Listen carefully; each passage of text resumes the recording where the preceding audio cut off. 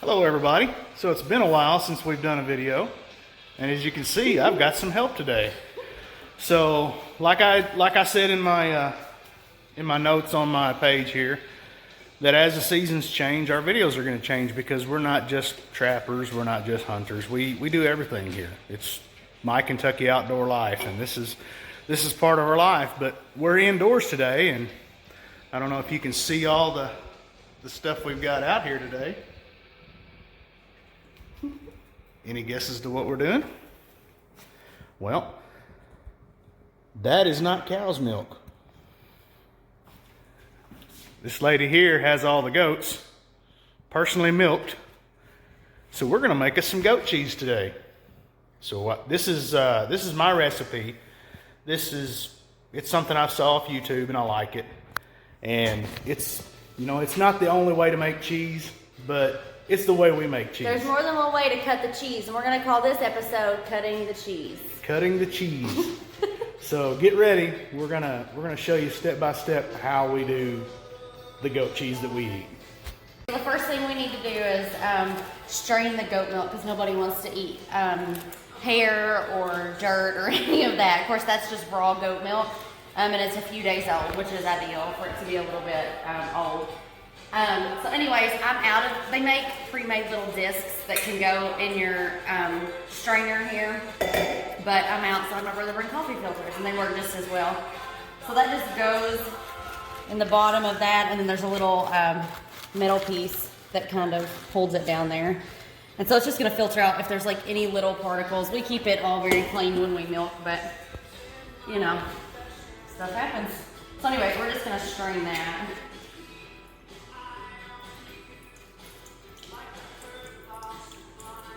It's going to take just a little bit longer with this coffee filter. I don't know. I think the density's a little bit different, but It's filtering pretty good. So this is just to remove any particles that might be in it. yes.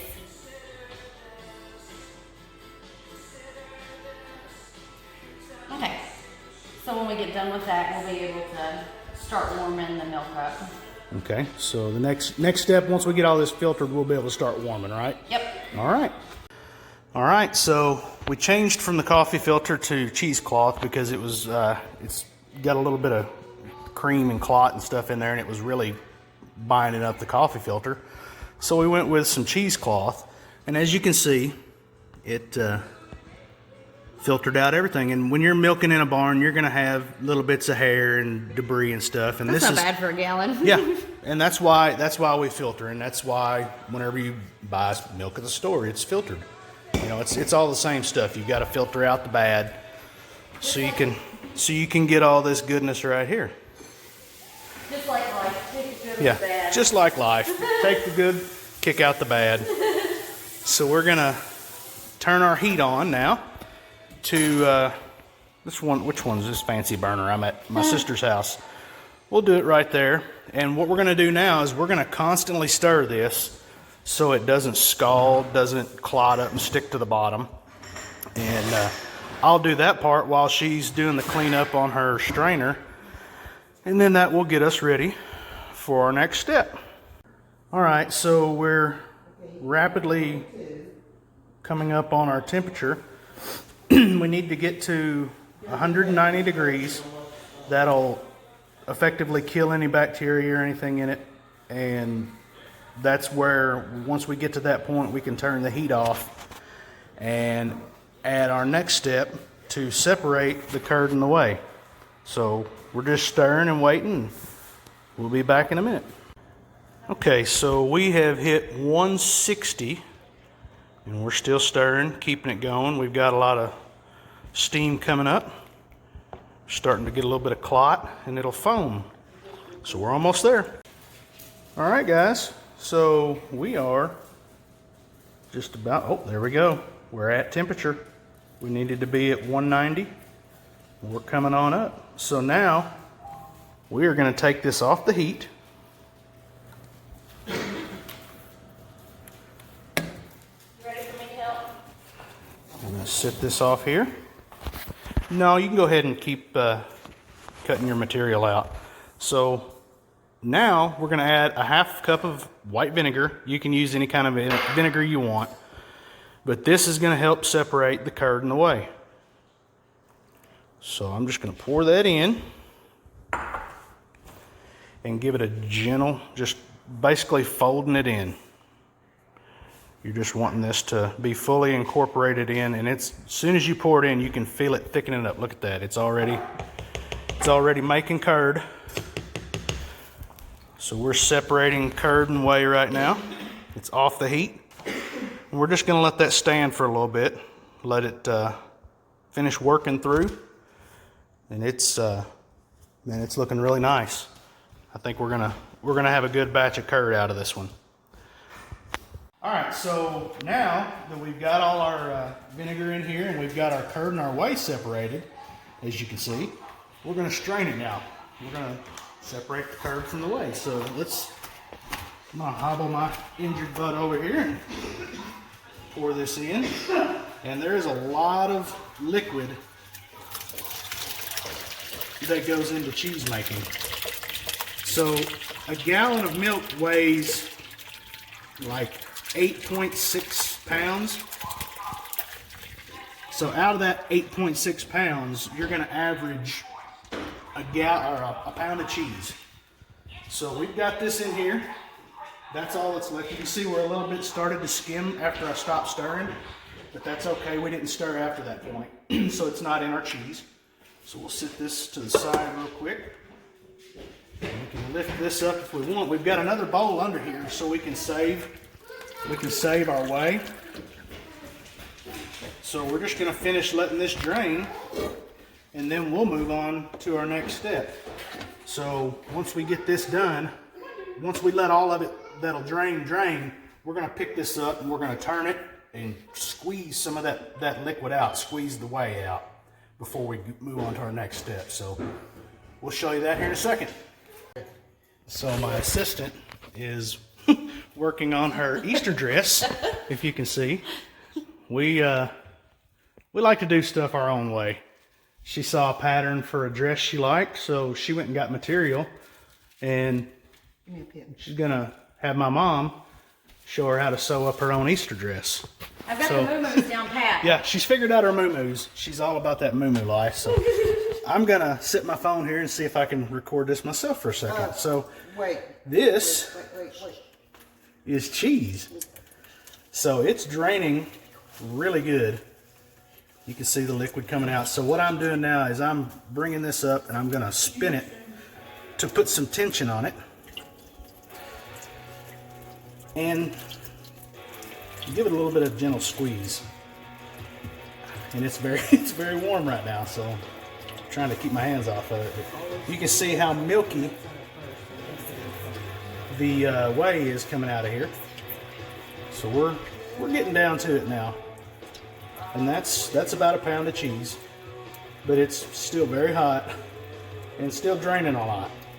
So once this drains out, we will be ready to move over to our mixing platter where we'll add our seasonings.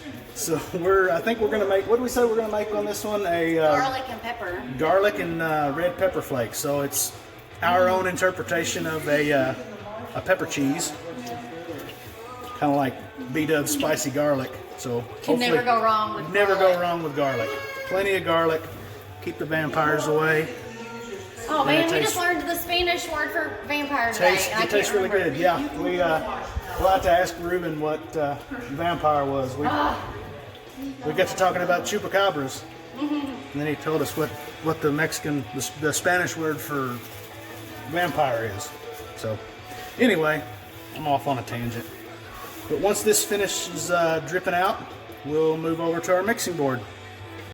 Okay, so we've got our cheese drained quite a bit. There's still a little liquid, and that's okay because we're going to press it and that's going to help bind the cheese, and then it'll drain it out as we go. So now we get to mix all the good stuff in there to make the cheese how we want. So here we go, breaking it out of here. Oh, it's really nice. So you could take, that's almost like a fresh mozzarella right now. And I did wash my hands, by the way. Safety first. Don't want to put the corona in our cheese. Don't want any coronavirus. Corona crumbs. Yeah, Corona crumbs in our cheese would be bad, so I'll throw that cheesecloth over there for now. So we're just basically gonna break this cheese up. One, we're letting heat out of it, because it is, as you can see, it's steaming up here. I'm gonna use this spoon because it's too hot to touch right now. So I wanna open this up. Woo, very hot. Caliente. Yeah, it is muy caliente. We're working on our Spanish as we go. Have our friend Ruben in the barn. He is a great worker, and he's teaching us. Trying to teach us backwoods people a second language. So now that I have this broke up, I've got, I don't know how much red pepper flake is there, maybe 2 tablespoons. So we're just gonna sprinkle this through the cheese. Until the spirit of your ancestors Yeah, says yes. till the spirit of our ancestors says, that's enough, child. So we've got, I think that's quite a bit. I'm gonna leave about that much, so. It's trial and error. It's just what all you want. I'll taste test it. Yeah, we've got plenty of taste testers to see if we need to add more cheese to our mix. But I like using this minced garlic. It's got a little bit of oil in it, so it's basically seeped out all the good garlicky flavor. Oh God, it's So so good. we like garlic. So we're gonna add, Oh yeah. what'd we say, 1.5 tablespoons probably? Yeah. So I'm just trying to spread it out as I go. We're gonna fold this in and incorporate. I'm gonna give this to Mom. Okay, give her a plain hunk to try. Yeah. Yeah. Now this is absolutely plain There's cheese. no salt in it. Yeah. Here. Let's get Mom's expression, Hannah. See what she thinks of it. That's just plain. There's no And salt or anything. it's hot. I'm like, what do you think? Good enough. And that's with no. That's nothing. That's no just, salt or nothing. That's virgin cheese. Yeah. Oh So my God. I like a little bit of salt Yeah. in the cheese. So maybe that much. You drink? Not And you have real big sure. hands. Huh? And you have big hands. Yeah, I've got a big hand, so that's probably that's maybe a tablespoon and a touch. Yeah, these are not Trump hands we're talking about. Right. They're big. Got them big hands to go with my big belly, because I like this cheese. Yeah. So now my hands are washed. Yeah. So I'm gonna mix it all in here, like making a meatloaf, Mom. Mom, the meatloaf. It's our favorite thing to say to our mom. Long joke, long inside joke from way back in the West Virginia days. Oh gosh. When we took a trip to West I Virginia. like to eat it sometimes just like this on a freaking cracker. And you can. It's good like This- that too. This is not a ricotta, but what's a feta cheese? So if you like, Oh, yeah. if you like a feta cheese on your salad, you can leave it like this, try it. and it's basically feta cheese. It will dry out, and you can crumble it on a salad, whatever you want. Oh yeah, Patrick. Now our camera person's smelling it and trying it. It's good, but it's strong. It's Oh, good but yeah. strong. But see, all this is incorporated in pretty well, and it doesn't have to be perfect because I call it farm cheese. It's just what we do here at the house and what we want to consume. You know, if we wanted to get real fancy, we could buy a cheese press, but we don't have to. So now I need. I'm going to get my cheesecloth back out of the sink. And we're going to take. And we're getting ready to quit eating all my product. So we're gonna bundle this up if I can keep my sister out of it. Sorry. It smells really good, It's y'all. delicious. So I'm gonna take all this stuff and put it back into the cheesecloth because we're gonna bind it and mash it down to make it into sliceable cheese. So you can have your fancy cheese and crackers and wine, which I do make my own wine, so.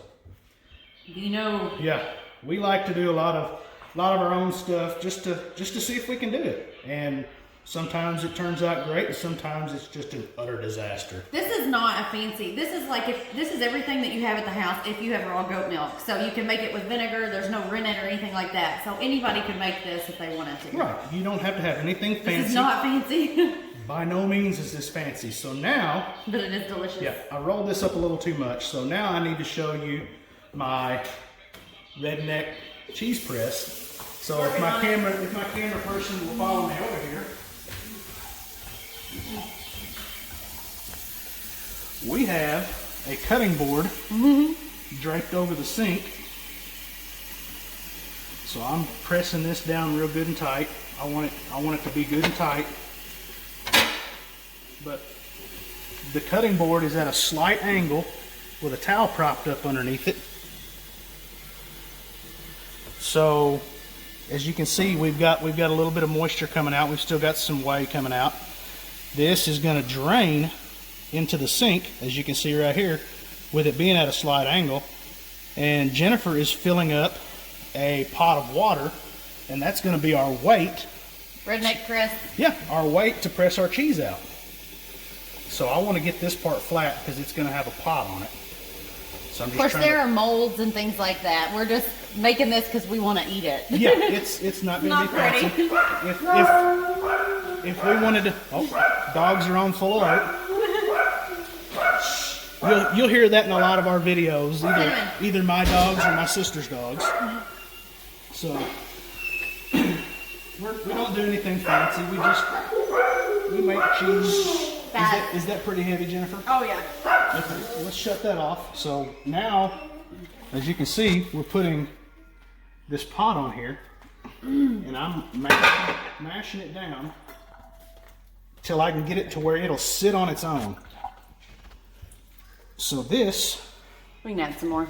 yeah, I'm gonna add a little bit more water to it, but now for all intents and purposes, we're done. We've made cheese.